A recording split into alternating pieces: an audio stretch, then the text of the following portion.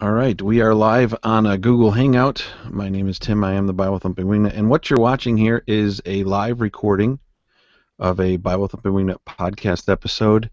We have a special guest that we're excited to share with you, and you're watching the raw footage. And normally, what we do is do a little bit of editing, add some commercials and some intro music and some transitional music, and then we put it out on our RSS feed. So don't forget editing out all the stupid heretical things I say too. Yes, we do that as well. This is a real treat if you're listening live. You get to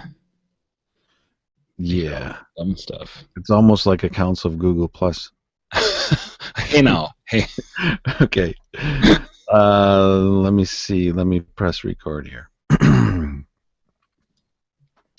Welcome, ladies and gentlemen, to another episode of the Bible Thumping Wingnut podcast. My name is Tim.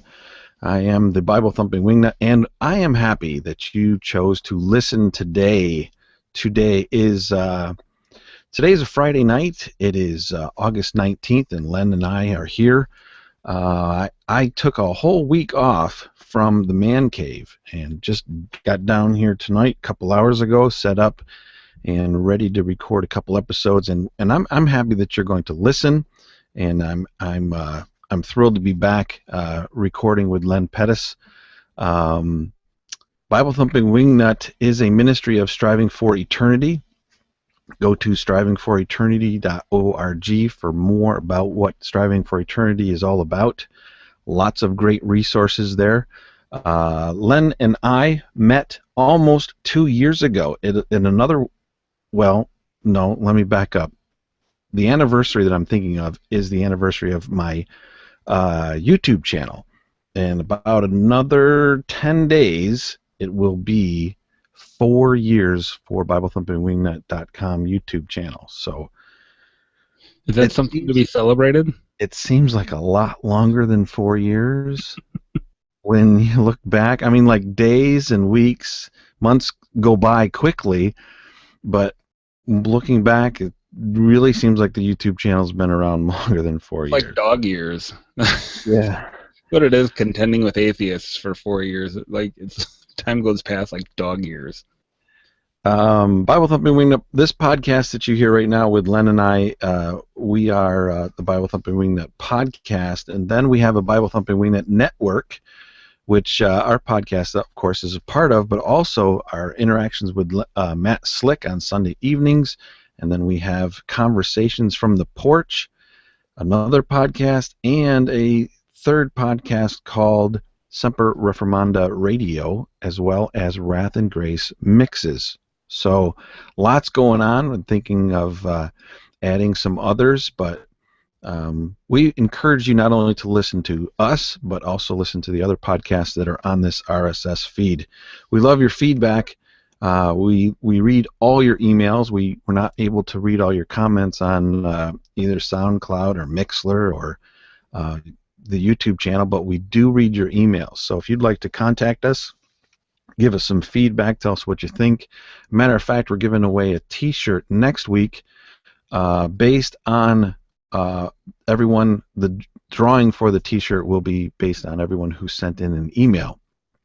So that's the way we're giving away our T-shirt this month, thanks to Wrath and Grace Clothing for the T-shirt that they're going to give away. So give us your feedback. We would really appreciate it. Email us at BibleThumpingWingnut@gmail.com. Len Pettis, I'm looking at you in our Google Hangout, and you look about 30 pounds lighter and 10 years older.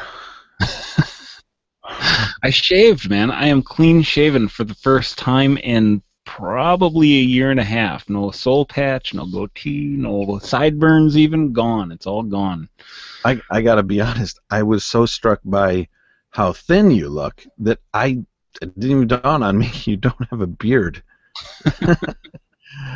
So that's got to be part of it as well. So yeah, you lost 25 pounds and then 5 pounds worth of facial hair. Yeah. Flushed another cat down the toilet. So I was watching an old video of Cy Ten Bruggencate and this guy named Gene Cook, and Cy was in his office, and Gene had just started or was doing jiu-jitsu, and Cy mentioned how he had lost all this weight, and Gene, who's our guest, said that once you start jiu-jitsu, it just falls off. It does. It does. That's my experience. I mean, I started the week before the 4th of July. And the week of the 4th of July, the gym was actually closed, but they had open mats. So there were no classes going on, but they had open mats. So I was trying to go in and roll with the kids and stuff like that because there's only 2 times I've been in good physical condition in my life, and that was when I was in the military and when I did martial arts. And I stopped doing martial arts. I did Taekwondo for like 3 years before my wife and I were married 17 years ago. And I've just been on a roller coaster diet and stuff like that forever. And now I'm like, okay, I can't do dynamic kicks and stuff like that anymore. I love Taekwondo too, but the reality is it's kind of a useless martial art. It's a good sport, but it's not going to save your life. So I decided to do jiu-jitsu because we put our kids in jiu-jitsu so they could defend themselves. We put it in, of course it's a great sport and everything, but we wanted to put them in something where they could defend themselves, so it only made sense that I joined them. So, yeah, it's been awesome. So I'm really encouraged to come back from vacation. I was in Biloxi, Mississippi, visiting my all daughter. That southern comfort food. And I was eating ribs, Corn biscuits, and gravy. collard greens. Came home and I weighed the most I've ever weighed in my life. I'm really, really excited about your weight loss. You can join the Bible Thump Weight Loss Challenge on Facebook. I'm in it every I'm in it every time.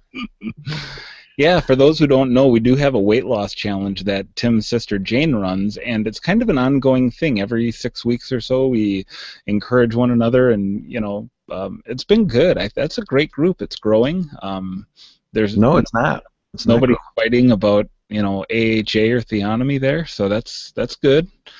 So it's not growing though. It's not growing. It's a very exclusive group. It's very hard to get because it's very open. People are very open and transparent in that group, and if you don't know somebody who's in there, if you don't know a bunch of people who are in there, you don't get in. So yeah, nobody's taking screenshots in that group. That's right. It is a very encouraging, and I post all my trips to McDonald's and jelly donuts. I got to get back on track. Yep. I'm gonna die early. Mm-hmm. Well, nobody dies young, Tim. Everybody dies exactly when they're supposed to. That's what, if you're a Calvinist anyways. Thank you. Yeah. So we should include our guest in our conversation. I'm going to stop the recording. Okay. And I'm going to put the commercial for California. And then let's come back and talk about going to California and then introduce our guest. Okay. Okay. When is it? I always forget. September 8th and 9th. Okay. Or 9th and 10th. I think we fly out on the 8th. 9th and 10th. 9th and 10th. We're burning our guests' valuable time here.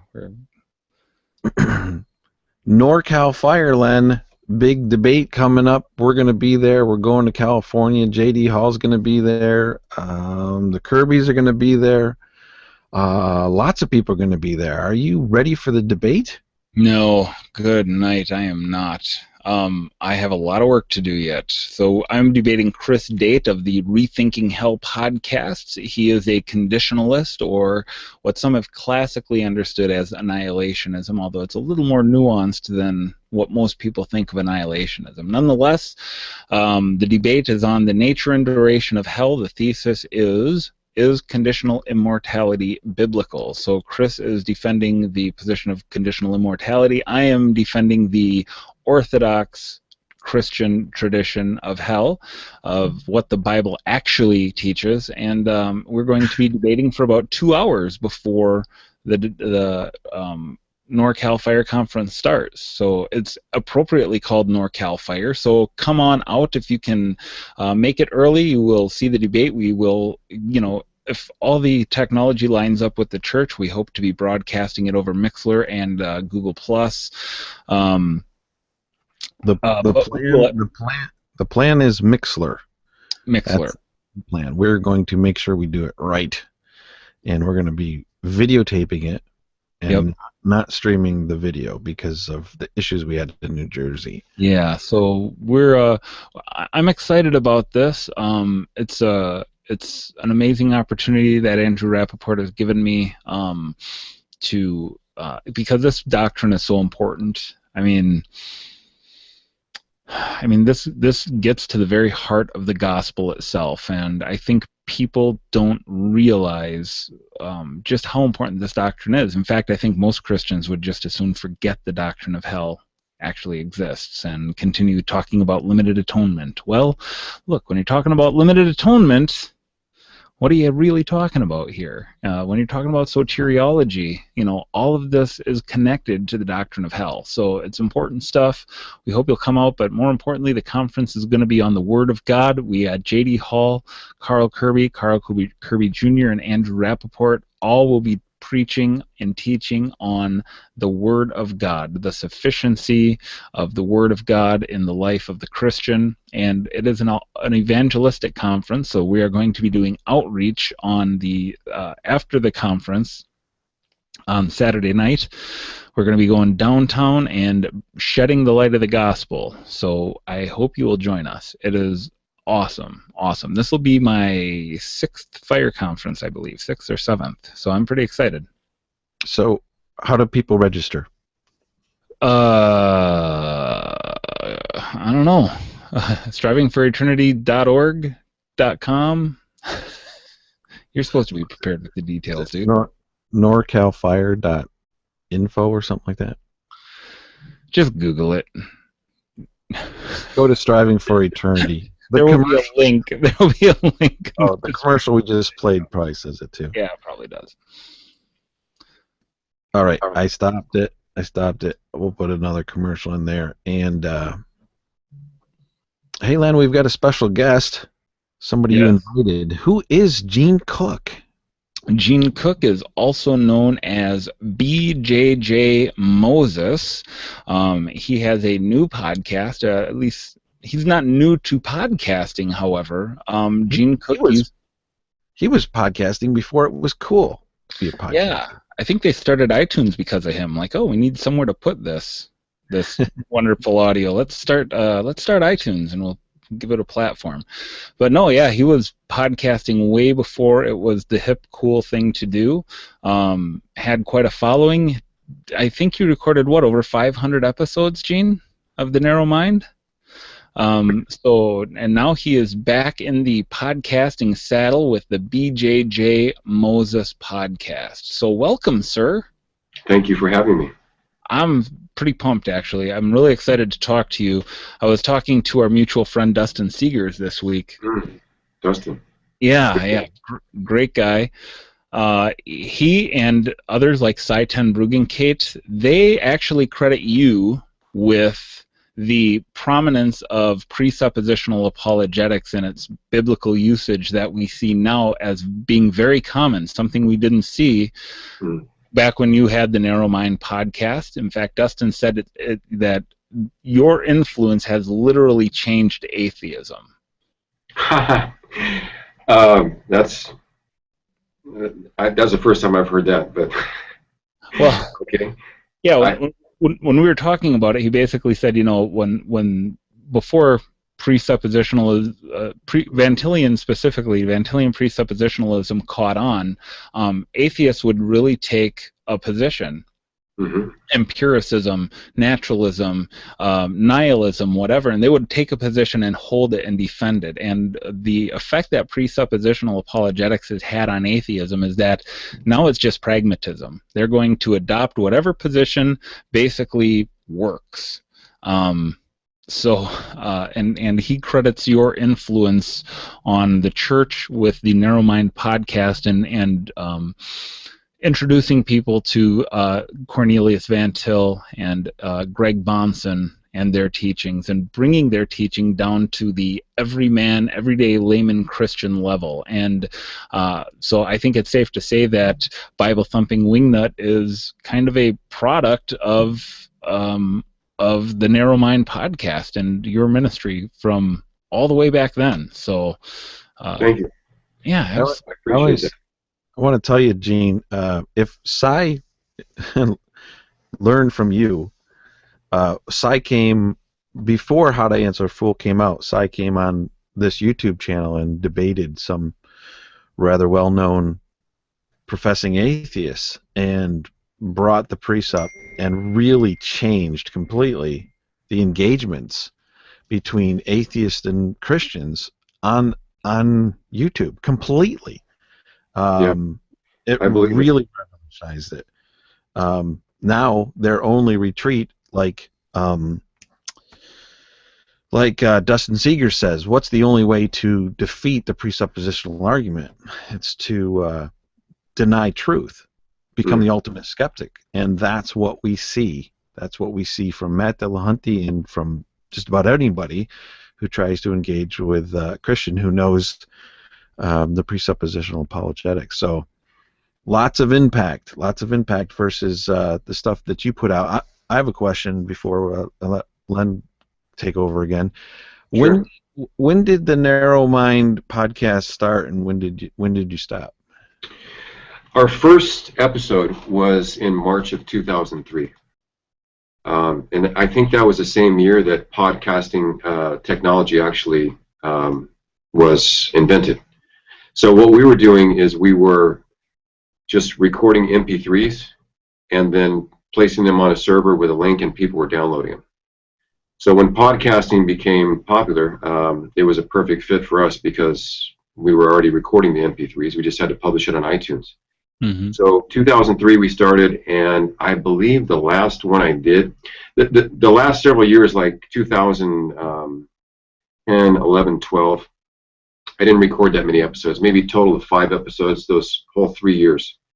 But there was a time, 2006, 2007, I think 2008, where I was running a live show 5 days a week, and I had a producer helping me, my wife or somebody else. They were screening calls. We would have the phone. We had 6 lines. The phone lines were always filled up with people wanting to talk and ask questions or debate or whatever. So yeah, the Narrow Mind. It was good times. I've got all those MP3s, and I'm planning on republishing them at some point.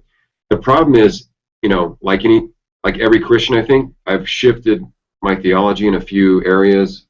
There are other shows where I may have said things or acted in a way that I'm not particularly proud of. It's part of the maturing process. So I covered a long span of time, and I was, fortunately the Lord was sanctifying me. And so for the most part, it's good material, though, in my opinion. How were you introduced to Van Tilian presuppositionalism, and what was the process of just bringing that down to because Van Til is difficult. Everyone confesses that he's so difficult to understand. Bahnsen really bounced it down and broke a lot of it down, but you and Cy and Dustin and a lot of people like that really brought it down to a level where a couple of ding-dongs like me and Tim can really get it. So when were you first introduced to Van Tilianism, and when did the light bulb go off where you're like, this, I get it? Yeah, because it didn't go off right away. That's a good question. I would say, so I planted a church in San Diego in 1996. And about 6 months after I planted that church, 2 things happened. One, there was a gentleman that stopped in that wanted to interview me for the local newspaper. And he was I don't even remember what his name was, but he was moving out of town, and he didn't want to take his books with him. So he said, why don't you come by, and any books that you want, you're welcome to take. And so he had a box of books that he didn't want. And in that box, there were some Greg Bahnsen books. And there was also Van Til's Apologetic. I don't know why the guy bought these books and didn't read them, but because his theology was not compatible with Reformed theology after talking to him. And so, and when he found out that I was Reformed, because I told him right away in the interview, that's when he offered me the book. So that was the first thing that happened. So I got those books, and I didn't know really the technical terminology. I didn't know the difference between evidential apologetics and presuppositional apologetics. And so what happened next is I'm listening to the radio. I used to listen to AM radio a lot because that was before the internet became so popular, you know, and the speed of the internet. That was the other thing. You know, back in 1996, you've got a 14.4 dial-up modem. So it's not like you can download sermons off the internet. So I was constantly listening to the radio, and I heard a pastor by the name of Paul Vigiano on the radio. It was on a Sunday afternoon. He was teaching out of the book of Acts, and it was unlike anything I'd ever heard before. And so he was teaching on the identity of true Israel. And so he was using book of Acts and the book of Romans. And so I called this guy up, and I said, "Hey, pastor, you don't know who I am. We have a mutual friend," which we did. And I said, "I'd like to come out and you know, have lunch with you and kind of ask you some questions if you don't mind." And so I went out there and started talking to him. I originally went out there to talk to him about the subject of Israel because I was, as a new Christian, I was exposed to dispensationalism, and that's kind of all I knew.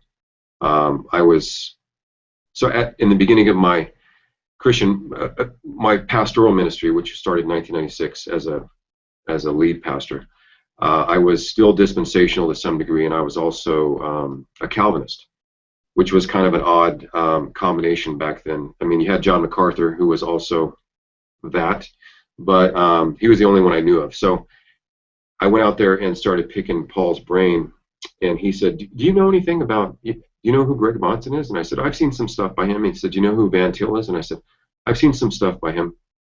And so he said, "But I don't know, really, I don't know anything." And so he said, "You have to listen to the great debate between Greg Bonson and what's the guy's name? Gordon Stein. Gordon Stein. So he says, this is going to change everything. And there was another friend of mine, I should also mention, give him credit.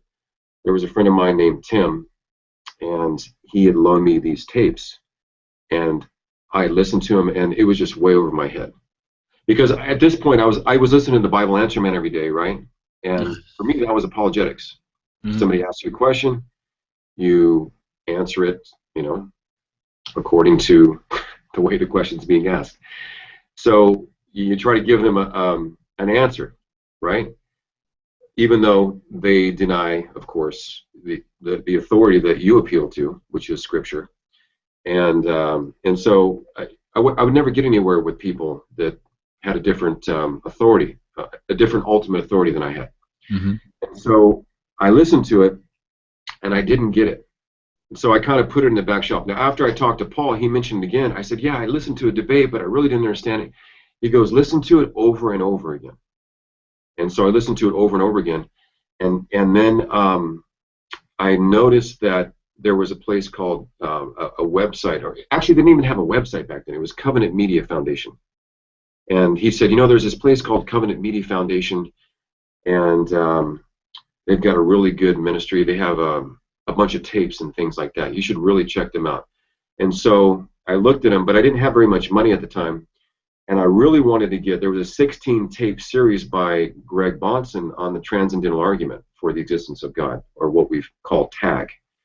And I wanted to buy it, but I didn't have the money. So somehow this guy contacted me, and he said, "Hey, I've got all these tapes, and do you want them?" And I said, "Sure." And in that tape set, there was a ton of tapes by Greg Monson, but in that tape set was a 16-tape set on the transcendental argument for the existence of God. So every night I would go to sleep and listen to that thing, lay in bed, and it drove my wife crazy because I usually go to bed earlier than she does. But she'd come in the room and go, "What the heck are you listening to? Like, how can you even..." I didn't even understand the philosophical language that he was using. You know, I had to look up the word epistemology. I mean, I had to, every time he would throw out a technical philosophical term, because I didn't have any formal training, in the area of philosophy, or apologetics for that matter. I didn't know what he was talking about. So I just kept listening to it and listening to it and reading Van Til's apologetic, the big thick one, which was another work that was completely disjointed. And then I read Always Ready by Greg Bahnsen, which finally I was kind of able to connect the dots. I was like, okay, I understand now what's happening here. So that whole process probably was a couple months of me really digging in and trying to figure it out. Once I understood it, I said, okay, there's a problem here. The problem is I'm a pastor and I can't understand what this guy's saying. I mean, I had to pretty much devote myself to trying to figure out his arguments and how they work. So at that point, I decided I was going to try to present the material in a way that was easy for lay people to understand. And so one of the things I did was I taught our junior high kids in the church the apologetic. And by doing that, it was really a good exercise for me in breaking it down so that somebody who doesn't have a formal education in the field of philosophy could understand what was trying to be communicated. So when I started the podcast, I had all that stuff in my pocket, and I was like, okay, this is kind of going to be the foundation of the podcast. And so I was really hitting it hard. And in order to, maybe even the first podcast I did was with a guy named Reggie Finley, who went by the name of the Infidel Guy. He had a website called the Infidel Guy. He's really where I got the idea for doing a live streaming radio show. I thought, if this guy is using modern technology for evil, certainly I can do something for good. And so at that time, I only knew James White was doing one, which was streaming audio, and this other guy. And so I decided to do my own and kind of make it, different than James White, even though we have a lot of theology in common. Try to make it, something that people could latch onto, the layperson could latch onto. And so that was kind of my premise from the beginning. And so you're doing this podcast. I can imagine back in the day, what I'm kind of imagining is like, okay, I'm gonna do this audio thing. I mean, there must have been just a lot of trial and error with that, I would imagine, right? Like, yeah, if you go back and listen to the shows, you'll hear often we have technical difficulties. And we just kind of, it got better as time went on, and the production of it got better. But in the beginning, it was a little bit rough. I think in the beginning I had like a speakerphone with a microphone hanging over the top of it, and I would just drop in calls, I think blindly. I'd have people on hold, and then I would just drop them in, like shotgun them in, not knowing who they were, what they wanted to talk about. But the funny thing is, if you go back and listen to those shows, the atheists back then weren't as sophisticated as they are now. Not that they're sophisticated now, but they hadn't been exposed to it. So it was kind of like, if I could use a Jiu-Jitsu analogy, it was kind of like, a purple belt sparring with somebody who's never done Jiu-Jitsu before. Just tying them up right and left, and they don't even realize it. They're just walking right into the trap.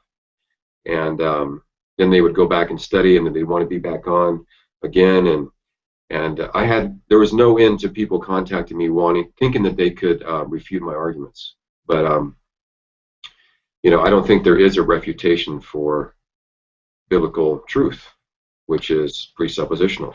Right, and what's amazing to me is, like, 2003, this is the days of, like, when social media was only as sophisticated as, like, MySpace. Yes. So there was no, like, real means of self-promotion in terms of... I'll tell you how I promoted it. That's another good thing. That's what I want to know. Maybe you can come help us promote ours. So there was this service. I don't even know if it's still on. It probably is. If you guys ever heard of Pal Talk. Yes, it's still around. Matt Slick is all over it. So back in the day, and by the way, me and Matt Slick, I knew him before we started the church in 1996. So I've known Matt Slick for a long time. James White, I actually met James White. This is kind of funny. I think I met James White back in 1992 because a friend of mine took me to Mesa, Arizona for a Mormon outreach. They do this pageant out there the week of Easter. They used to, I don't know, I've been out of touch with it for so long. But a friend of mine took me out there and introduced me to James White. And he's like, yeah, this guy has a radio show. He's a pretty good apologist. And that was kind of like my first introduction to James White. So I would go on Pal Talk, and that's another thing that drove my wife crazy. Go on Pal Talk every night and debate theology and debate with atheists. And so I kind of had a following. People on there would see my name. My name was Unchained Radio. So they would see my name, and then they would jump in the room because they wanted to hear me, talk to, dispensationalists, Arminians, Oneness Pentecostals, Mormons, Jehovah's Witnesses, whatever, atheists. And so what I started doing in the beginning was I would stream I would grab the microphone and I would play the stream in Pal Talk at the same time. And then I would direct people to the website. And so that's kind of how I built my initial momentum to get the podcast going. And so why did it go away? What brought it all to an end? Was it just the busyness of life and ministry? And I lost my passion for it, is what it is. If I'm perfectly honest, I lost my passion for it. After, just to give you a brief kind of synopsis of where I've been for the last 7 years, so I had this church in San Diego. In 2007, I decided that I was going to plant a church in another city, the city that I live in now, which is Temecula. And so in 2007, me and a friend of mine, Jonathan Goundry, who was my co-host toward the end on The Narrow Mind, we planted a church in Temecula. After 2 years, the church never really got off the ground like it did in San Diego. And so I was working full-time most of that time, and toward the end I actually started a business, an online marketing business that was taking off. And so collectively, Jonathan wanted to go help his father start a church in Florida, and I was getting burnt out on pastoring and working full-time and running a business. So we decided to close down the church. And so after that, I kind of I got caught up in working a lot, and then shortly after that started doing Jiu-Jitsu, and just kind of lost my passion for the narrow mind. I used to really like debating people when I was younger, and as I got older, I kind of liked it less and less. So now here's where I'm at now. Somebody wants to debate me, I'll say, look, I'm going to tell you something. This is what I believe, and this is what I find in Scripture. And if you don't like it, that's between you and God. So I don't have time to invest in the amount of time trying to debate people that I did before, because I've just got other priorities. And the thing that I like about Jiu-Jitsu, we haven't started talking about Jiu-Jitsu yet. Well, let's start. The thing that I like about Jiu-Jitsu as opposed to theological debates is that at the end there's a clear winner.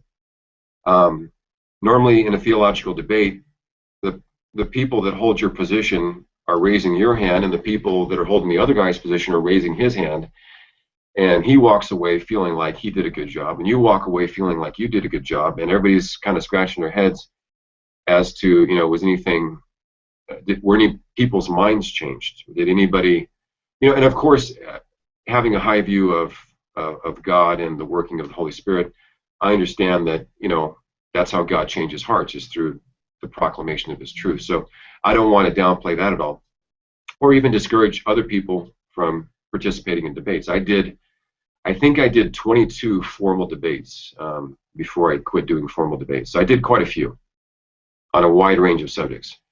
And so I just lost my passion for it. And I'm a very passionate person, and so when I get passionate about something, I throw myself at it 100%.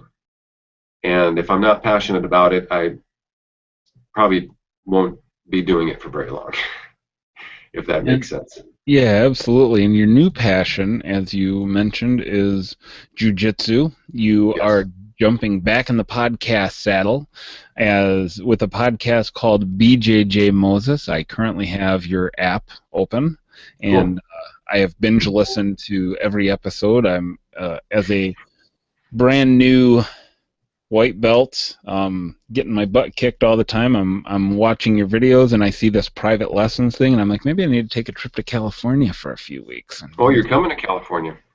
Yeah. Is it Northern California? Is that where it's at? Yeah, San Jose is where we're flying into, and it's like 30 minutes from there. So. Yeah, that's quite a ways from my house. Yeah. But if you want to swing through Temecula on the way back, I'd be more than happy to give you some private lessons. Yeah, maybe I'll have to extend my stay, Tim. The thing, yeah. So the thing I like about jiu-jitsu, though, is, and here's the reason why I decided to get back into podcasting. Maybe I should kind of transition there. Yeah, yeah.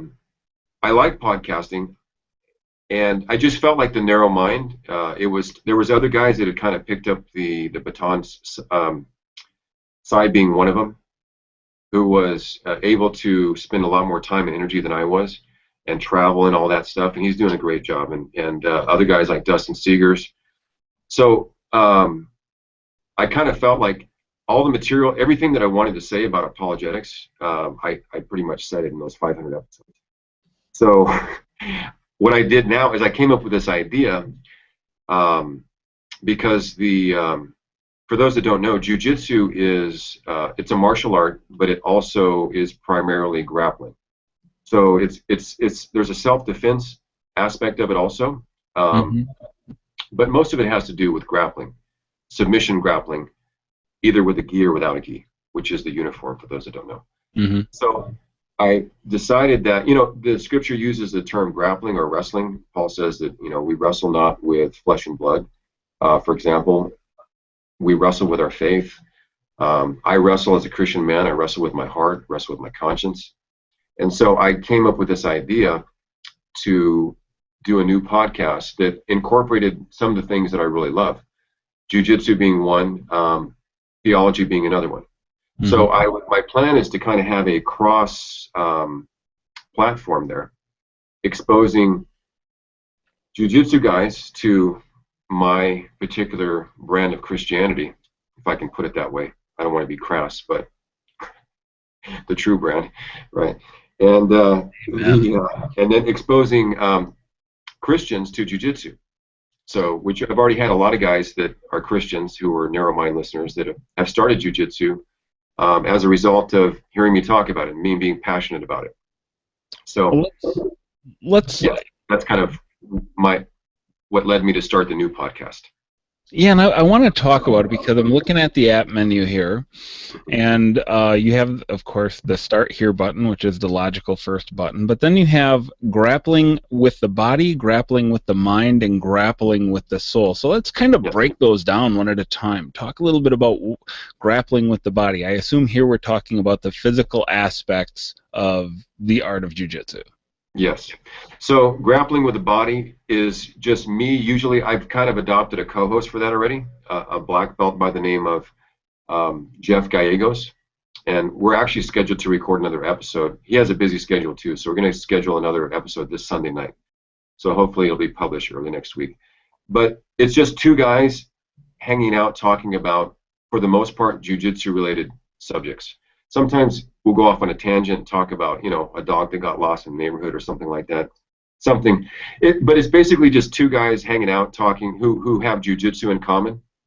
Yeah, I heard the episode where he let the dog run away. Like, what was that was kind of found a dog.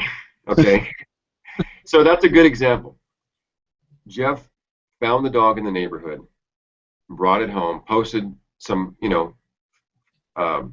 flyers around the neighborhood saying that he found the dog, and then he called the person whose phone number was on the dog's collar, and it took the guy 2 days to come pick up the dog. So Jeff wasn't there when the guy came to pick up the dog. His wife and his kids were there.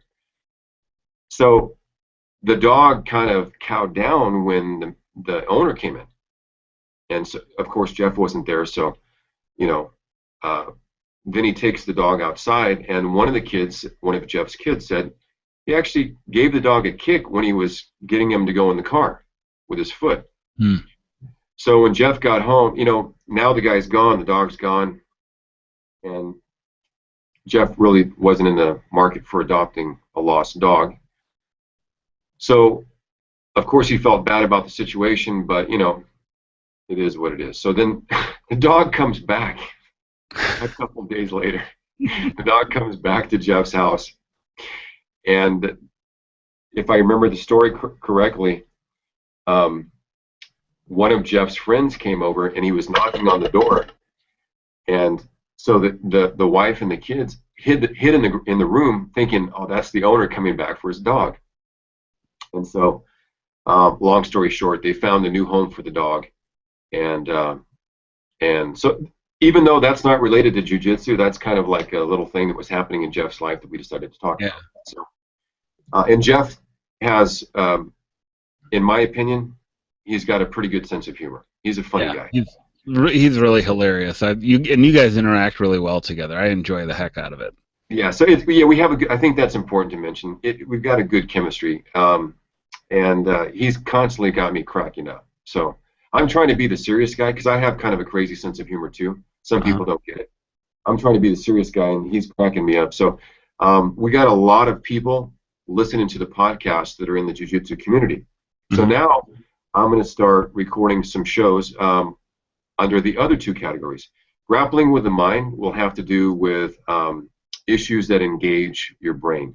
So, for example, I've got a couple of shows that I've recorded, I don't know how many, maybe 2 or 3, under Grappling with the Mind that have to do with apologetics. Right? So I'm speaking to an audience that doesn't really know even probably what apologetics means. Right. Then Grappling with the Heart is specifically for Christians. It's going to be more devotional material. And I mentioned to you that I've got a show planned with a friend of mine who's a pastor, and we're going to be talking about beware of jiu-jitsu becoming an idol. So that's going to be a show that would be typically under the heading of Grappling with the Heart. So it's things that Christians wrestle with, right? So I love this concept. You want to introduce those in jiu-jitsu to Christianity, and you want to introduce Christians to jiu-jitsu. Yes. I love it.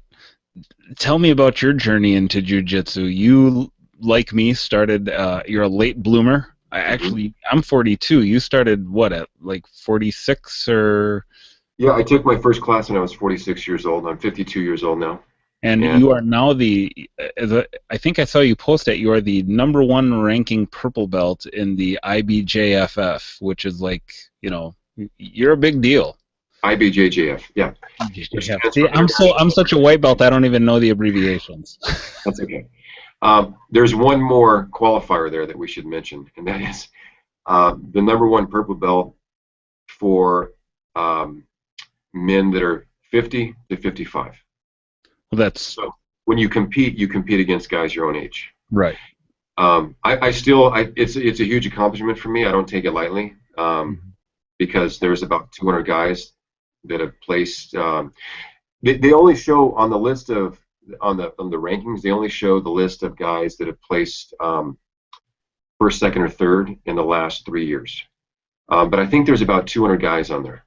And so it was my goal to conquer that list. I didn't think I would, but I did.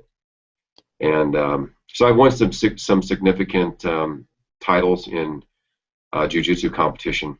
Pan Am's being probably the biggest so far. I won that two years in a row, where people fly in from all over the world, including Brazil.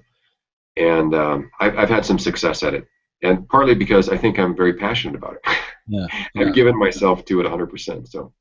Absolutely, and when you love something, you want to do well at it. So, I want to know about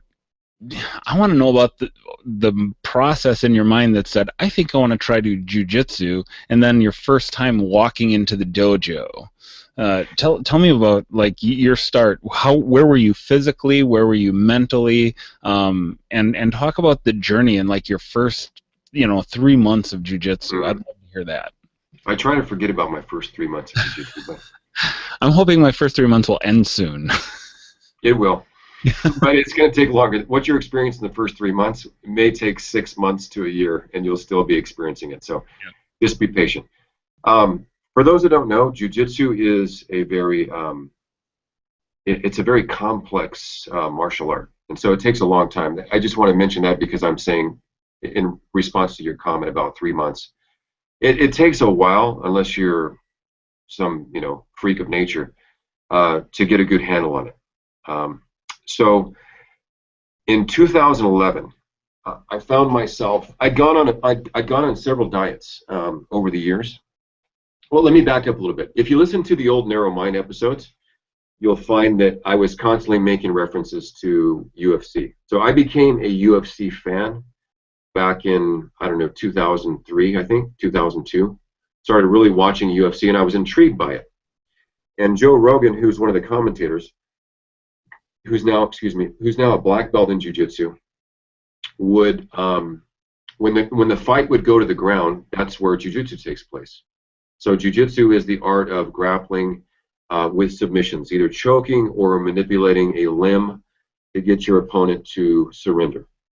So Joe Rogan would talk about the positions that they were in, and because he knew so much about Jiu-Jitsu, him being a practitioner himself at a high level, he would say, okay, he needs to get his knee to the other side of his body, or he needs to free up his arm so he can get it loose to grab the guy's wrist, right?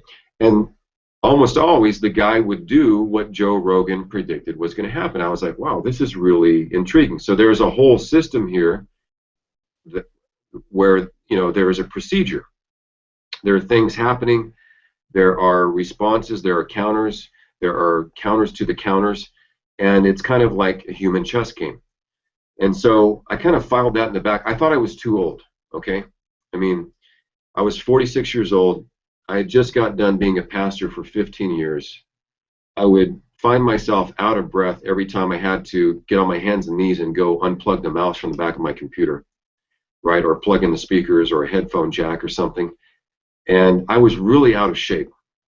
And so I remember I got sick of it, and I said on Facebook, I want to, this is for my Facebook friends, what kind of activities or exercises have you found that has helped you lose weight and keep the weight off? And so one of my faithful listeners, who had actually came and visited me one time as he was coming through town, his name is Dennis, I think McLachlan is his, I don't really know I've never really known how to pronounce his last name, so I don't want to butcher it. It's kind of like Sai's last name. It's kind of hard to pronounce. So, and when he listens to this, he's probably going to be shaking his head. So he said, you should try Jiu-Jitsu, because he was doing it. And I said, I think I'm too old. And I think he was a couple years older than me. And so he said, you're not too old. I do it, and believe me, once you start doing it, the pounds are going to start falling off. So he said, there's a school that's in your town called Gracie Baja, and it's really family friendly, and you should go check it out. So I looked it up. I went down there, and little did I know, the school was just opening. They had opened that week. They hadn't had one student sign up. So I walked in. I weighed 230 pounds, and I walked in, and the guy said, we have a class starting in 10 minutes. Let me get you a gi so you can do the class. And I said, no, I'm just here for information, right? Just here for information. He said, no, it was a Brazilian guy, Kieran Gracie and Mikey Gomez. And they said, hey, no, here's a gi, put it on, no obligation, just try the class. And I think there was 3 students in that class. There was 2 students that were visiting that were already from another school that were just kind of trying to support the program. So I walked in, and they made me take the class, and I thought I was going to die the first 10 minutes of the class. You know, we're doing jumping jacks and push-ups and running and this and that, and I'm like, oh my gosh, this is going to be a long hour. At the end of the class, I signed up, and pretty much never looked back. So just to give you an idea of, because I realized something. I realized that you didn't have to be big and strong to be good at Jiu-Jitsu. You don't have to be super strong to get somebody on the ground and choke them out, to choke them unconscious or break their arm in a self-defense situation. You just have to know what to do and how to use your body. So I thought to myself, I think I'm smart enough to learn what to do. And because they told me Jiu-Jitsu requires quick thinking and a good memory, so I was like, you know what, I think I can do that.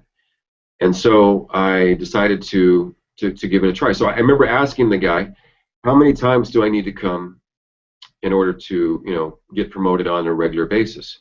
And he said, you need to come twice a week. So I was like, okay, I can do that. So I started coming twice a week.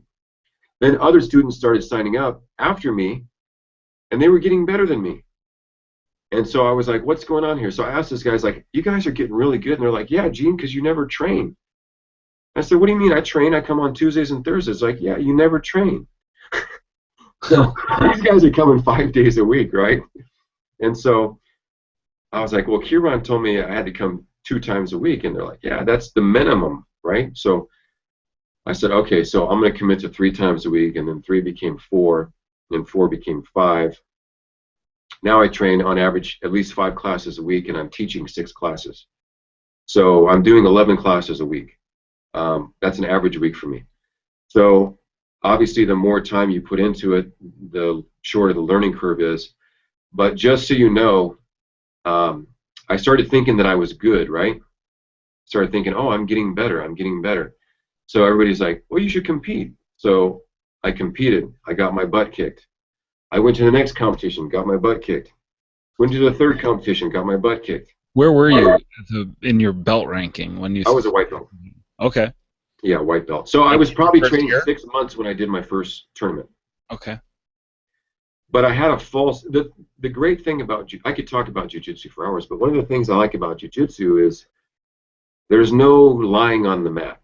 When I say the mat is a place of truth. Mm-hmm. You find out exactly how good you are compared to your opponent. Yep. You know at the end of 5 minutes who's better. That's just the bottom line. So unlike some of the other martial arts, like Taekwondo, where you kick, the guys, first of all, you're not going to kick the guy full strength. And if you do kick him, he's probably wearing some type of headgear or body gear or gloves or, ankle pads. So you never really get a taste of what it feels like to go 100%. Well, jiu-jitsu, you can go 100% all day long because you're not striking each other. In sport jiu-jitsu or in competition jiu-jitsu, you're grappling, and the goal is to choke the guy out or manipulate one of his limbs so that he quits. I love how Joe Rogan puts jiu-jitsu. He calls it high-level problem solving with dire consequences. That's a good description. Yeah. So yeah, you're presented because the body, and I would even go out. I mean, obviously there's not an infinite number of positions and techniques, but if I didn't know any better, knowing what I know about God, I would say yeah, there's an infinite number because you can't exhaust it. You can spend your whole lifetime studying jiu-jitsu, and there's still going to be something for you to learn at the end of the day. It's just so there's some parallels obviously between Christianity and jiu-jitsu. There's a lot of parallels actually. I was ready to quit tournament jiu-jitsu altogether because I thought to myself, I'm deceiving myself. I'm not good at jiu-jitsu. I'm the office guy that these guys are talking about. I'm the guy that works a 9-to-5 job, comes down, puts on a gi, does as best as he can, but I'm not good. At best, I'm just average, Mm-hmm. And I like to be good at whatever I do. So I was ready to quit, and I heard an interview with this guy named Braulio Estima, who is a black belt in jiu-jitsu, but he was also in the UFC for a time. And in that interview, he said that he lost his first 5 tournaments, and he was ready to quit. And I'm like, you know what? I've lost 5 tournaments. That's kind of funny that he said that. And I'm ready to quit. Not quit jiu-jitsu, but quit competing. Mm-hmm. Because competition in jiu-jitsu is a whole different animal. You prepare for a tournament, you step on the mat, you shake hands. This guy that's looking at you, he has his wife and his kids there. He has his coach there. He's put in a lot of hard work. His goal is to make you quit, okay? Yep. Your goal is to make him quit. His goal is to make you quit. So as you can imagine, it's very intense. So I'm like, you know what? I don't need this. This is like too stressful for me. So we got a new instructor about that time, and I had told him about my failures in jiu-jitsu. And he said, you know what, Gene, I think I can help you. So for 1 year, this guy, his main goal was to get me physically in shape.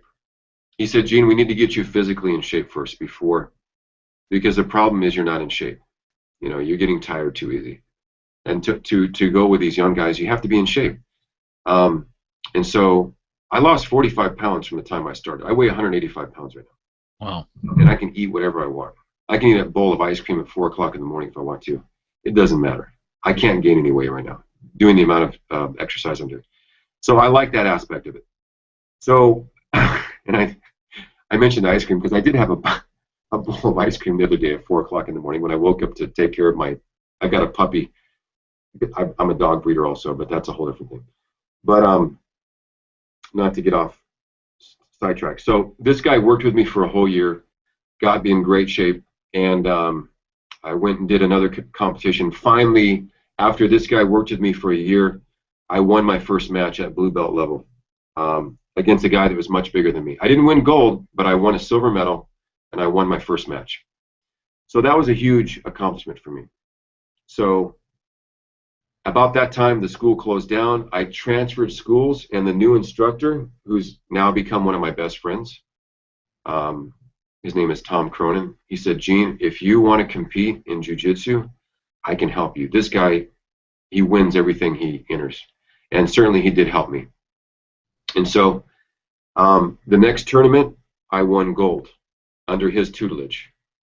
Then I got promoted to purple belt, which is a big thing in jiu-jitsu. Then he made me, 2 weeks after I got my purple belt, he made me compete again because I had already signed up as a blue belt. And I said, I'm going to call them and tell them I'm not going to be there. I want my money back because I'm a purple belt. And he said, I don't understand. What do you mean? And I said, I'm not going to compete as a purple belt against another guy who's a purple belt. This guy could be a purple belt for 3 or 4 years. And I just got my purple belt a week ago. And he said, no, you're going to compete as a purple belt. And so I competed and I won that tournament. I got gold. And so then I got the bug, and then I just went crazy. In 2015, I think I did about 15 tournaments. In the last 2 years, I've done over 20 tournaments, and most of the time I win. Of course, there's times when I lose, but I've always been on the podium, and usually I'm taking the gold medal home. So that's kind of where I'm at and why I got so passionate about jiu-jitsu. It pretty much, I seriously feel like I'm in better shape now than I was when I was 25 years old. Let's talk about jiu-jitsu for women. Your wife is a practitioner. Yes. She's in some of your videos. Did she start the same time as you? No. No, I didn't even think my wife would ever be interested in it, to tell you the truth. You know, other guys had their wives training. I didn't even invite my wife to try it because I know my wife too well, or so I thought. And maybe that's part of the reason why she decided to try it. I don't know, because I didn't invite her, somebody else did. So she started about, I think she's a blue belt now. She probably started about 2 years or 2.5 years after I did. And she started training, and she's 50 years old now. So, but she kind of does it more as a hobby. She does Zumba, for example, a couple days a week, and she does jiu-jitsu a couple days a week. So she's not like, you know, type A personality, I got to conquer it, you know, head on like I am. She's a little bit more, which is fine with me. I have she's never competed. She says she never wants to compete. That's completely fine with me. So she's doing it at her own pace, and it's something we have in common now. I can help her with it. We go to class together. We've had our grandkids training with us. I've got 7 grandkids with another one on the way. Wow. So her starting jiu-jitsu was one of the best things that's happened to me jiu-jitsu wise, because now she understands. Mm-hmm. So. What about the practical aspects of jiu-jitsu in terms of self-defense, and particularly for women? What kind of peace of mind does it give you to know that your wife has a blue belt in jiu-jitsu? Oh, well, it makes me feel more secure. No, because check this out. Let's say that for people that don't know Jiu-Jitsu, go back and watch. Just do a Google search for the Gracie Challenge. Okay, this is some of the stuff that I saw in the beginning. Keywords Gracie Challenge, because back in the day, before anybody knew what Jiu-Jitsu was, they had this thing in Brazil called the Gracie Challenge, and I think they would pay, I think it was $5,000 if you could come in. Didn't matter who you were, wrestler, boxer, kung fu, taekwondo, Muay Thai, it didn't matter. If you could come in and beat one of their guys, they would pay you cash on the spot. And the reason was because nobody could beat any of their guys.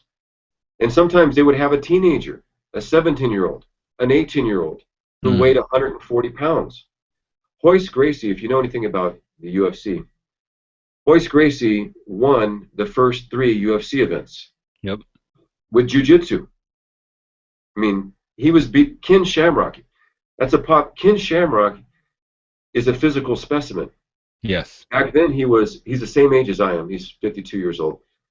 Back then, so in 1993, which is when the first UFC was, he was probably, in 1993, I would have been 29 years old. Yeah, 29 years old. So he was 29 years old, and he was in the best shape of his life.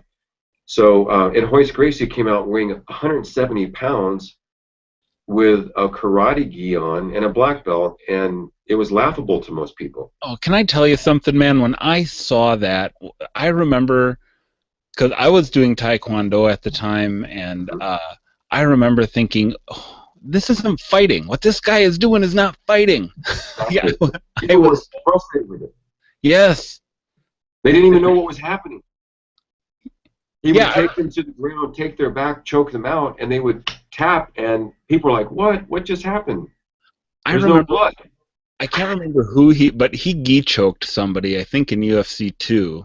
But he did a gi choke on somebody. I'm like, he's cheating! You can't, like, he grabbed each of his own sleeves and just tightened, cinched them around the guy's carotid arteries and tapped him. And I'm like, that's cheating! But yeah, I remember being so frustrated. But now, as a UFC fan myself, and who's kind of waffled on the issue of how much of this I should be exposed to as a Christian, you know, especially, you know, earlier in my walk with Christ,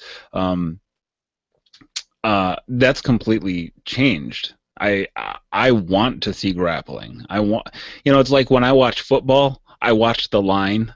You know, I'd like to watch the match, the physical match between the offensive and defensive line, and so I like the jiu-jitsu matches. I like it when it goes to the ground now. But then I was like, I wanted to see dynamic kicks, because we all thought of martial arts and stuff as like karate, Chuck Norris, Bruce Lee, and all this, and all of a sudden here comes this little scrawny 178-pound dude in a gi that it looked like he borrowed. You know, he looked like a little kid wearing his dad's shirt.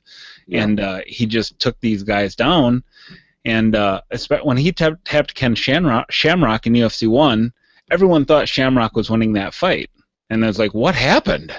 It was, that's another thing that I like about Jiu-Jitsu. It doesn't have to be violent. So, for example, going back to your question, imagine if you had one of your buddies who was a really good fighter, and you guys went everywhere together. Obviously, you know, you would feel more secure knowing that if something goes down, he's got your back. That's how I feel with my wife. If something happened in a self-defense situation where there's 2 guys against me and her, I'll take her any day of the week. Mm-hmm. So, for example, one time we were at a concert, and there was a guy that came up, and he started urinating against the wall. Like, we were leaning against the wall because we were all the way in the back. It was an outdoor concert at Coors Amphitheater in Chula Vista. And he started urinating against the wall, and I yelled at him. I said, hey, you know, don't do that. You need to stop. And he flipped me off. And I was like, no, please, dude, do not. So I walked over there. He was still urinating. I grabbed him behind the shoulders and turned his body and started walking him away from us, right? So he didn't like that too much, so he came and got in my face. And I thought to myself, you know what, if something goes down here, I don't know if this guy's got any friends with him or what, but if something goes down, I know If he has a friend that jumps in, my wife's going to jump on him and choke him or break his arm. You know, it's that simple. So for women, I've seen women that weigh, there's a woman that weighs about 105 pounds at our school. She's probably been training for about 4 or 5 years. You bring in a guy that doesn't know jiu-jitsu that weighs 180 pounds in a grappling match, I guarantee you she's going to beat him every single time. Yeah. 105 pounds. Yeah. Because it's knowing what to do and how to use the human body and leverage and balance and all that. There's really, people don't believe it. It's kind of, it defies reason, really. Yep. Because we've been conditioned all of our lives to think that the guy that's bigger and stronger is the guy that's a better fighter. But Right. that's not the case at all. Yeah, absolutely. For the listeners, if you want to see how jiu-jitsu did back in the day against a kung fu, taekwondo, a wrestler, a street fighter, you name it, it's all on YouTube. Mm-hmm. Just do a Google search for the Gracie Challenge. Yeah, I watch my daughter has been doing jiu-jitsu for almost a year, and I see the changes in her. She's a 101-pound 13-year-old twig of a, and she has feet like a ballerina, she kind of flits all over the mat, and I see the changes in her, and I see the instructor's daughter, who is 2 or 3 years older than Chloe, and I see her rolling with boys her own age, and really, I think the only reason these boys have a chance is because they know what she knows. If she was in a situation with a boy who didn't know what she knows, they would be in real serious trouble. Yeah. And in fact, Chloe's instructor told me a story when she stepped in to protect a kid who was getting bullied, and the bully shoved her, and she ducked under, took his back, put him in a rear naked choke, and nice.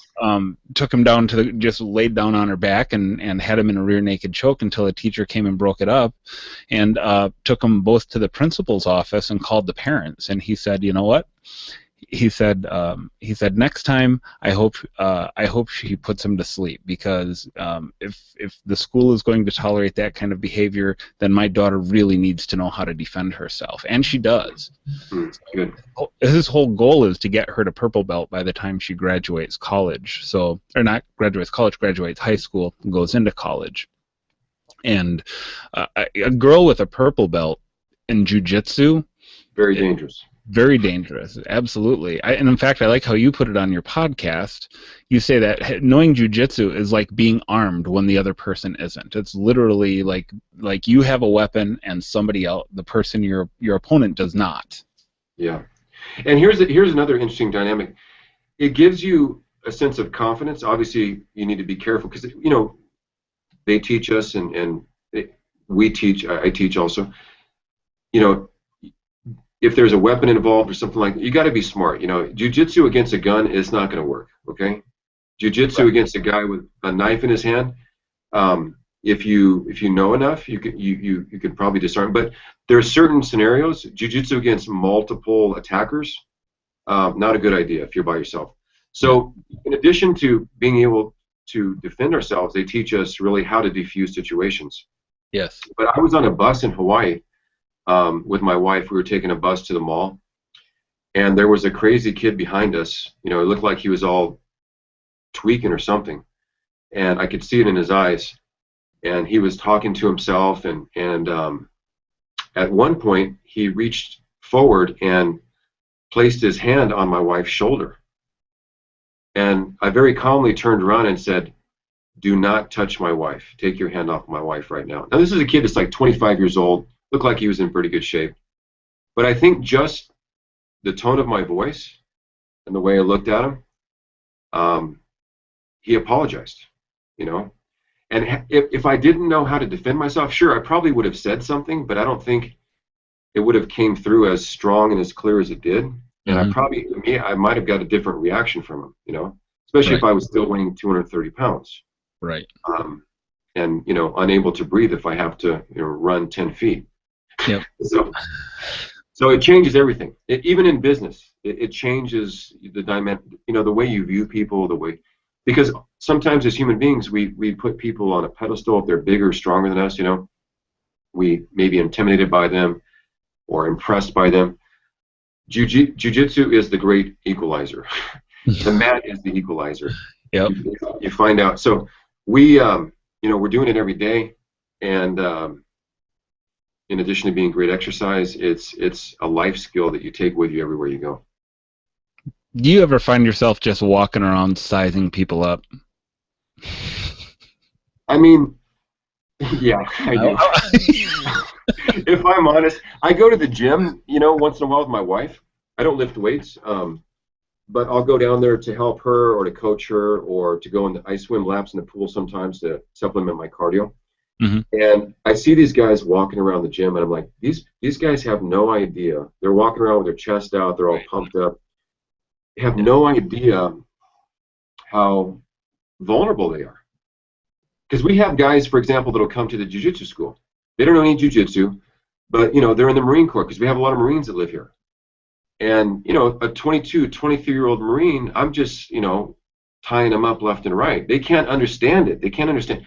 How can this guy that's 52 years old, he's obviously weaker than I am, he's slower than I am, how is it that he can submit me repeatedly? They don't understand. It boggles their mind. And so I tell them, look, it's just a matter of learning what I know. And I was able to figure this out pretty early on. Okay, this guy's smaller than me, and I'm stronger than he is, but yet he keeps tapping me out. So guess what? I can either go home and forget this ever happened, or I can learn what he knows, and then I should be able to do it to other people, which is exactly what happened. Let me ask you this. You and I spoke on the phone a little bit, and you talked about, and you kind of touched on it here too a little bit with Paul talking about grappling and everything. Talk about the spiritual aspect of jiu-jitsu, and tell me how, if at all, how it's changed your walk with Christ. Do you, like, for example, do you look at the creation of the human body differently? You know, or the Imago Dei, for example, like being a jiu-jitsu practitioner, how has that affected your theology of the body, of the mind, of the soul, the things you kind of cover on your podcast? That's a good question. I listened to your podcast. I think you were interviewing Jeff Durbin. And he mentioned, because that's the only show I've actually listened to that you did, because before I came on, I kind of wanted to get a feel for, obviously, the platform. So I listened to and one thing that Jeff Durbin said is that jiu-jitsu, Brazilian jiu-jitsu, because there's Japanese jiu-jitsu, which is very similar, but Brazilian jiu-jitsu is what we do. It's a more advanced form of jiu-jitsu, much more effective in my opinion. It's one of the few, or the only martial art, it's the only one that I know of, that doesn't have some underlying spiritual philosophy behind it, like Buddhism or something like that, or Hinduism. So I was kind of happy to find that out. I was also happy to find out that there's a lot of Christians on the mat. But I think the thing that surprised me the most is all of the spiritual parallels to the Christian life. Okay, let me give you an example. I'll give you an example of a couple of examples. When you're doing jiu-jitsu, if you're not vigilant, you're grappling with somebody. You're trying to submit him. He's trying to submit you. If you're not vigilant, let's say you're kind of taking it easy with him, or maybe you underestimate him. You're a higher rank than him. Realistically, you should be able to tap him out. You should be able to beat him every time. If you let your guard down, or you relax, or you let your mind drift off to something else, it can happen very fast. He can catch you with something. He can catch you with a choke, an armbar, whatever. And I was thinking to myself, this is just like Christianity. Like, the Bible warns us to be vigilant, not to underestimate Satan, to realize that there's a real enemy out there that is trying to bring me down. And what happens if I am lackadaisical about my faith, if I relax, if I take my eyes off of who I am in Christ, if I ignore spiritual truths that I find in Scripture, I'm setting myself up for failure. I'm setting myself up for a fall.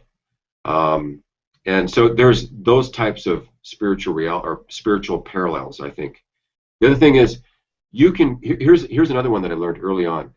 In a jiu-jitsu match, you can be losing. You're getting dominated, but you don't quit. And then all of a sudden, the tide changes, and now you're the guy on top getting the submission. And I was like, wow. There's times in our Christianity or in our life, we just want to give up. We feel like we're being overwhelmed with life itself. And yet we're told to continue to fight the good fight, to not give up, to run the race. And I was like, okay, this is really making a lot more sense now. Because my set of circumstances today that are bringing me down mentally and emotionally, that can change quickly, for the better or for the worse. And so I like to find a lot, as I'm doing jiu-jitsu and as I'm thinking about my relationship with God, I've got a myriad of spiritual parallels that I can appeal to that give me something tangible to see, kind of almost like a parable, a tangible experience that teaches me a spiritual reality. And I find a lot of those in jiu-jitsu, and that's part of the reason why I love it so much. How long were you doing jiu-jitsu before you started to realize some of these things? Oh, right away. Okay. Right away. I mean, one of the first things I realized is that there's a community that resembles the church.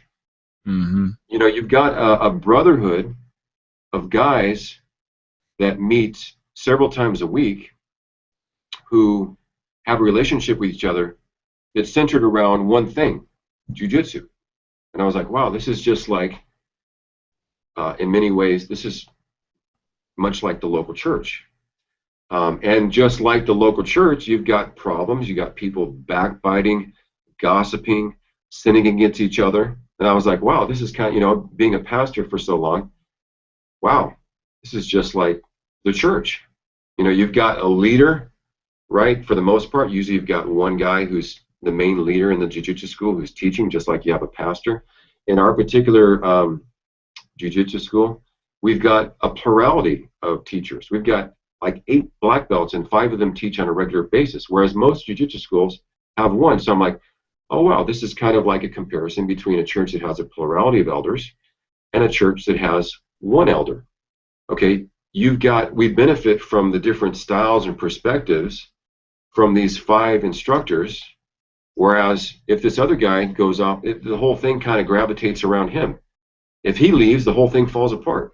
If he fails, the whole thing falls apart, right? So right. There's an endless amount of parallels there for me. But that's just how my mind thinks. So maybe that's not the experience of all Christians who do jiu-jitsu. Yeah, absolutely. I know Tim had a question from the YouTube chat. Tim, did you wanna share that question with Gene and let him answer that? Sure. With the whole idea of jiu-jitsu, people think of the UFC and the MMA. And I've actually heard this question a couple times, including our own Matt Slick has an issue with viewing the UFC. He won't do it. So here's the question.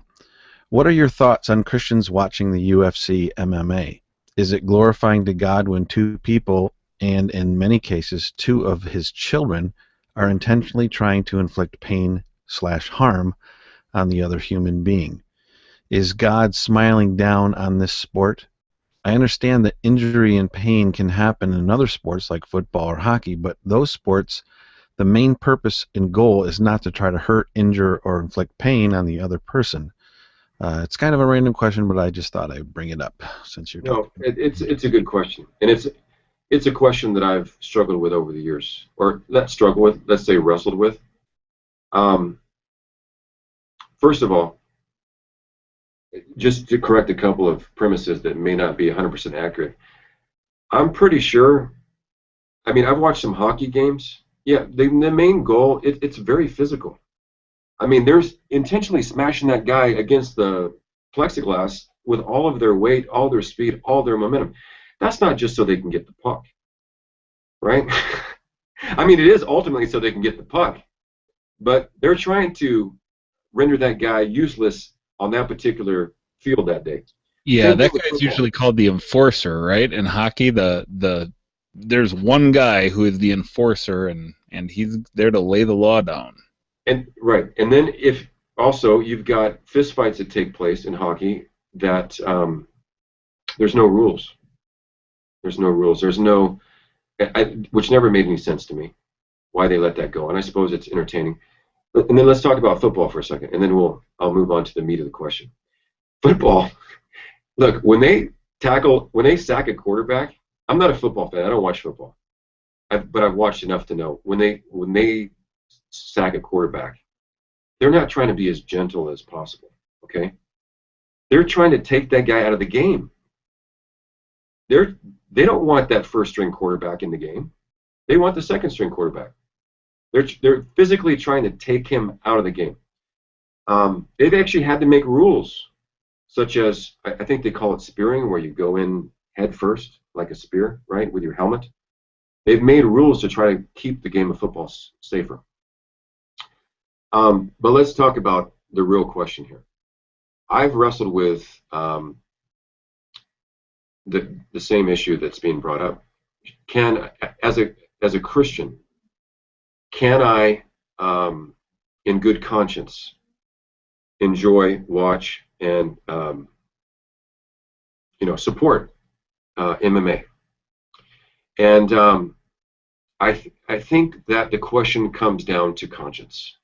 And when I was a pastor, and even on the Narrow Mind, I used to say this all the time. Look, if there's not something that's strictly forbidden in Scripture, then we have to appeal to the believer's conscience.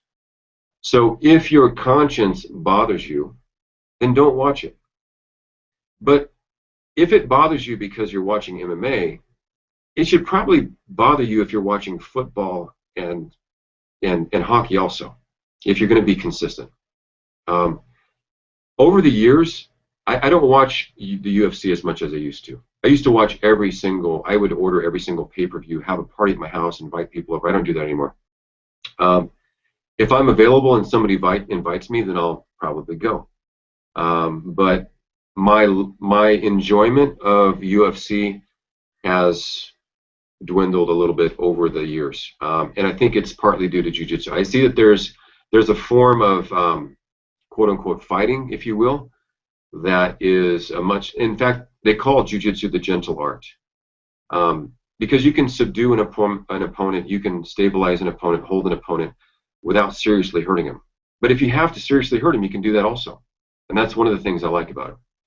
So I would say that for the Christian, we must allow people to appeal to their conscience, and I think that's the whole argument that Paul sets forth in Romans 14. So if your conscience bothers you, don't do it. But if there's not a clear command, let's not add commands to Scripture, and let's not try to lord over our brother's conscience. That's my position on it. So. All right, good deal, good answer. Let's come back after this, and I've got one more question. I want you to share a story that you've probably shared scores of times. So okay. We'll come back. Great. And with let me grab another before you, if you don't mind. Let me grab another water bottle. All right. So yeah. Tim, you ready to sign up for Jiu-Jitsu? No, I'd have to hug people. I'd like to have to get close to people. You're not hugging people. You are hugging sweaty people. I don't like touching other guys. And the only woman I should touch is my wife. So you don't have to roll with women. Nobody's going to make you roll with a woman. Although, Tim, anyone who rolls with you would be rolling with a woman. So there you go. Excellent. You better start Jiu-Jitsu then if you're going to make comments like that. I'd make them pay for that one. First private lesson is free. Okay, Gene. You told a story years ago, and I heard it. I hadn't heard of your name before. I used to do something called the Bible Thumping Wingnut Buffet. I used to make videos on YouTube, which I still do, and but I used to do a whole bunch of different things. I would show scenes from the things I had done in that particular week, and I came across a story that you told, and I put it in one of those videos Okay. because I found it extremely interesting story. And that's the story of a Christian going to an atheist meetup. Hmm.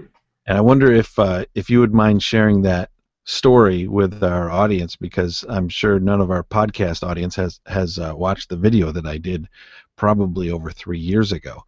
So what is this story about you going to an atheist meetup?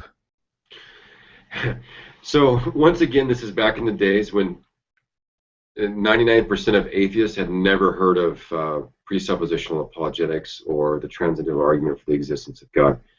So I was like anxious to get it out there and test it out on whoever I could. So there was, I'm sure they're probably still, the website's probably still around, meetup.com, right? And so meetup.com, for those that don't know, is a place where people who have a hobby or some type of interest in common can meet up. And so let's say you collect cars or something, right? And some other guy collects cars. You guys can meet each other on Facebook, and you have meetup.com, and then you have an event that you schedule where all these people, or let's say you want to start a car club. That would be a good place to do it if you have, everybody has the same type of car. So it's for enthusiasts and hobbyists who want to have fellowship together. So I looked on the website under atheism, and I saw that there was an atheist group in San Diego. And so I was reading about it, and it said we would like to have our first meetup, because what they do is they actually physically come together and meet in person. We'd like to have our first meetup, but we need somebody who's willing to moderate, right? So until somebody actually steps forward and says, I'll be the moderator, the meetup doesn't happen. And so the website was set up at that time. I haven't been on it for years, but the website was set up for that time that as soon as somebody sets up to, or agrees to be the moderator, you can schedule an event, and then everybody in that group will hear about it and come out to meet each other. So since nobody had agreed to be the moderator, I decided that I would do it. So I agreed to be the moderator. We scheduled an event at a local coffee shop, and we actually had about 12 atheists turn up to the meeting. So all I had to do for to be the moderator was I had to get name tags, right? Hi, I'm Gene, and I had to kind of facilitate the dialogue. Perfect. So I I decided we had several college students that were very sharp, and so I invited 6 of them to come to this meetup. So in addition to the 10 to 12 that were at the meetup, I brought some college students, and so we sat around this big table. We had a private room at this coffee shop, and we sat around this table, and I said, and when everybody came in, I would introduce myself. Hey, I'm Gene. I'm the moderator. Here's your name tag. I'd write it out for them, slap it on their chest. We'd go sit down at the table, and I said, okay, so first what I like to do is I like to get to know everybody. So let's go around the room counterclockwise or clockwise or whatever. Counterclockwise. I remember I was sitting here. We went around this way because I intentionally sat all of my college students next to me. And then I told them, when we get to you, all I want you to say is that you were, you lived in San Diego, or tell us where you were born, where you live, and where you're going to school. Okay, that's all I want you to say. And so we go around the room, and atheist after atheist. Hi, my name's John. I was raised in a Roman Catholic home. My parents were very devout Catholics, and I reached a certain age, and I just couldn't take it anymore, so I'm an atheist now. Hi, my name's Mary. Oh, my parents were Pentecostal Christians, and I couldn't wear any lipstick until the day I turned 18, and I went off to college and realized there was a whole other world out there, and I'm an atheist now. And so we got to it was just testimony after testimony like that. So we got over to our college students. They did exactly what I told them to. We got to me. I said, hi, my name's Gene, and I was born in San Diego, raised in San Diego, and when I was about 18 years old, if you asked me, I would have considered myself an atheist because I was never part of a church or anything. But now I'm a full-time pastor, and I pastor a church right up here in Serra Mesa called Covenant Baptist Church. And oh my gosh, you wouldn't believe what happened then. Everybody started freaking out. Like, whoa, whoa, whoa, we've been deceived. We've been deceived. Like, I mean, they were in shock. I said, hold on a second. I'm the moderator. What do you mean you've been deceived? You deceived us. How did I deceive you? First of all, we can talk about if deception is actually a good thing or a bad thing. But how did I deceive you? You guys didn't have a moderator. I agreed to be the moderator. I'm here moderating. I don't understand what the problem is. So then they said, there was like people that were saying, oh, we need to end this right now. If he has, either he leaves or I'm leaving, right? So there was this argument that took place, and then finally one of the guys stood up and said, look, what kind of a impression are we making on these Christians? I said, and by the way, these 6 students, right, they all go to my church. So what kind of impression are you making on the Christians, especially these college students over here, if we don't even want to talk to them? And so they agreed, like, okay, we'll talk to them. So one guy said, look, I've got a lot of experience debating with Christians, so if you don't mind, I'd like to ask the pastor some questions. So I basically said, great, now we can continue with our meetup. So the guy starts asking me questions, and I start taking a presuppositional approach and shut him down. So he gets upset. These guys aren't open to dialogue. And so a woman stands up and says, I'm either he's out of here or I'm out of here. And so finally they said, okay, enough is enough. I'm sorry, but this isn't going to work. So either we call the meeting to close, or you and your friends leave. I said, okay, look, I understand if you guys don't want to be social and talk to us. I thought we were helping you. You didn't have a moderator. Like no, I put him on blast. Like, not one of you guys wanted to be the moderator until a Christian agrees to do it. So shame on you. So we went out, and I said, okay, we're going to leave. So we walked outside, and we were standing by the door. And then about 5 minutes, they were arguing back and forth among themselves. And then after that, they started leaving, and we were saying goodbye to them and stuff like that. But they weren't having it. So it was a pretty funny incident. About, I don't know, a year later, I see one of the women, and I'm like, I look at her and I'm like, I know you from somewhere. She was like the main one that was throwing a fit, saying, yeah, I think she even started crying at one point. But she was like the main one that was saying, he's got to go. And then she goes, you're that pastor. And I'm like, yeah, that's me. So I realized then who she was. But the meeting probably went on for a total of about an hour. And they had no answer for what my approach. And so, which was really good for the college students. And hopefully we planted some seeds there. You know, I was nice to them. We were all nice to them. Hopefully we planted some seeds, and hopefully they realized the importance of moderating their own meetings. So that's pretty much it in a nutshell. All right. Well, we're going to wrap up here. I don't know. Let me just one last thing, if you have time. Sure. You know, you witnessed how they don't have any answer for that pre-sup, and we witnessed the transition here on YouTube, where people just had to change their position as atheists, and now, Gene, they've come to the most agreed upon response, right, Len?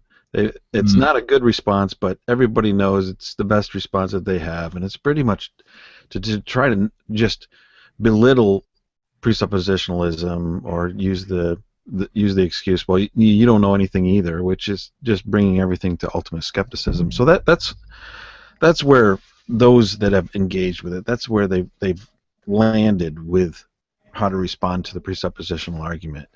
And maybe we should just hit on, it's good to be able to give them arguments that they can't answer, but the most important thing is to preach the gospel, to present their need, no matter where they are on the atheist scale. We can confound them with our arguments, but we need to remember that if they're going to be converted, it's going to be the conviction of the Holy Spirit. And if we give them a great problem that they can't solve, they're just going to go onto their computer and find out the most acceptable answer, and they'll use that next time. And we've just kicked the argument down the road a little farther without preaching the gospel. So it's important to always remember to preach the need. Yeah, you want to speak to that, Len or Gene? Yeah. On my, if you don't mind, Len, that's one of the things that I was always big on, the narrow mind, because I would bring them to a certain point. And I would say, okay, look, the argument's over. Okay, here's the bottom line, and then I would go into the gospel at that point. I would say, look, the reason why I've presented these arguments to you is to show you that your worldview, it does not line up with truth. And if you want to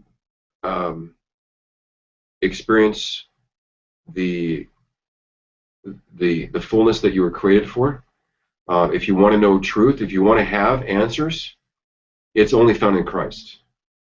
And so I would call them to repent and to trust in Christ. I would always do that. I would apologetics, because I understood and I taught this on the narrow-minded. Apologetics has a role and the gospel has a role, and the two are two different things. Apologetics, from my perspective, is, and in my opinion, is to silence the mouth of the scoffer. The gospel is the means by which men are brought to Christ. So you're talking about two different things, but if you just stop the mouth of the scoffer, like you said, what have you really accomplished? He's just going to go, like you said, dig up some terrible answers and try to and try to be more prepared next time. Yeah. And so that's one of the reasons probably that I argued so much with people that disagree with me during my younger years that I think I just got a little bit burnt out on it. And now I take a different approach. It's a little bit, I mean, some people might accuse, I still hold firm that Jesus is the only way to the Father. I still believe everything I believed. I still hold to the 1689 Confession of Faith. I haven't changed any of my beliefs as far as that's concerned. But when I'm dealing with people, I deal with them a little bit differently now. I'll answer their questions. I'll tell them what I believe, and then I will tell them, look, this is how it is. You can suppress it. You can try to ignore it. You can pretend Jesus doesn't exist. But my Bible tells me that you know God. You know that God exists. I really can't argue with you that God exists, because my worldview tells me that you already know that.